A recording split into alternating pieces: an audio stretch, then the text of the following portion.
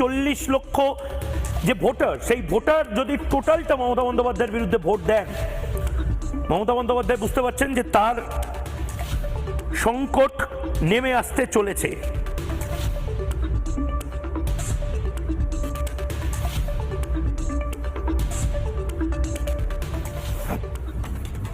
আমি ঝন্টু বারেক আপনার কাছে যাচ্ছি। ঝন্টু বারেক, আমি কালকেও এটা বলছিলাম যে 5% এদিক ওদিক বোধহয় হয়ে গেছে। আগে আমরা 2025 সালে আলোচনা করতাম যে 5% ভোট এদিক ওদিক হবে কিনা। মমতা বন্দ্যোপাধ্যায় বুঝতে পারছেন এবং ব্রিগেড দেখার পরে মমতা বন্দ্যোপাধ্যায় আরও কনফিডেন্ট যে তার সাধের 5%-এর গ্যাপ সেটা এদিক ওদিক হয়ে গেছে। একবার আমি সেই সংখ্যাটা দেখাবো। কেন আমি বলছি 5% মমতা বন্দ্যোপাধ্যায়ের ভোট যেদিকে ছিল সেটা চেঞ্জ হয়ে গেছে 2021 এবং 2026-এর নিরিখে।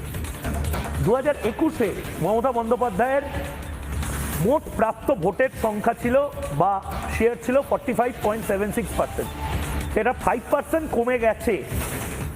সেটা যদি বিজেপিতে 5% চলে যায় তাহলেই আজ মমতা বন্দ্যোপাধ্যায় যদি ভোটে লড়েন তাহলেই মমতা বন্দ্যোপাধ্যায় হেরে যাবে। ঝন্টু বারেক, এই হচ্ছে সংখ্যাটা। এটা আগে রাজনৈতিক বিশ্লেষকরা বলছে যে 5% এদিক ওদিক হয়ে যেতে পারে।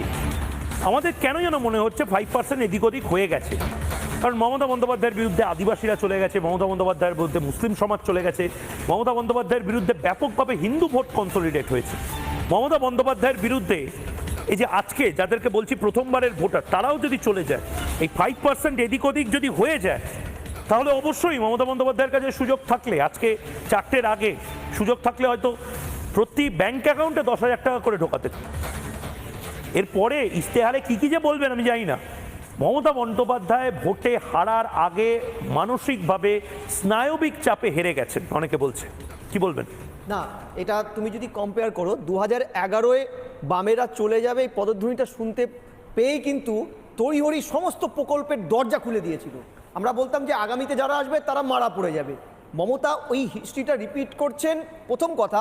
দ্বিতীয়, ময়ূক তুমি ঠিক কথা বলেছো, ডিএ 90 মিনিট আগে ঘোষণা যে ডিএ পিছিয়ে দেব 31 তারিখকে সময় দিন, এই MA অ্যাপ্লিকেশন করা একজন মুখ্যমন্ত্রী কুকুর বেড়াল ছাগল যা মুখে এসেছে তার রাজকর্মচারীদের, যে রাজকর্মচারীরা তার সাফল্যের অন্যতম কারিগর, তাদের সম্পর্কে যখন বলেছে, পেনশনারদের সম্পর্কে যখন বলেছে, লাঠিচার্জ করেছে, সেই মুখ্যমন্ত্রী চিরকুটের ডিএর থেকে হঠাৎ করে টুইটে ডিএ ডিক্লেয়ার করা, এটা কেন ভাওতাবাজি আমরা বলছি? কারণ একটা সরকারি অর্ডার জিও না বেরোলে এইভাবে টুইট বা মৌখিক ভাষণে কিছু হয় না, প্রথম। দ্বিতীয়, এই মুহূর্তে 15 লক্ষ পেনশনার এবং তার কর্মচারী যদি আরো ধরি, এই বিপুল সংখ্যকের ডিএর বকেয়া এরিয়ার 25% দিতে গেলে, আমি ধরে নিলাম তার হিসাব সব তৈরি করা আছে, তাহলে 20,000 কোটি টাকা তাকে আবার মার্কেট থেকে তুলতে হবে, যেটা অসম্ভব। কারণ 266 নম্বর কনসলিডেটেড ফান্ড অ্যাকাউন্টে এই মুহূর্তে তিনি আর কিছু করতে পারবেন না। এটা একটা ভাওতাবাজি, গ্রেট ভাওতাবাজি। এই যে মুয়াজ্জিম ভাতা দিলেন, পুরোহিত ভাতা, কেন গতকাল আদিবাসীদের ভয়ানক আন্দোলন দেখে এবং প্রধানমন্ত্রীর গতকালের ভাষণের পরে তিনি তড়িঘড়ি 5টা আদিবাসীদের লোক দেখানো একটা বোর্ড বানালেন। অলরেডি 15টা বোর্ড আছে, 17টা, যাদের তুমি শুনলে অবাক হবে, ফি বছর বাজেটে তাদের 1 টাকা পয়সা দেয় না, 1 টাকা দেয় না, শুধু তাদেরকে সেপারেট করে রেখেছেন, মানে ডিভাইড অ্যান্ড রুল।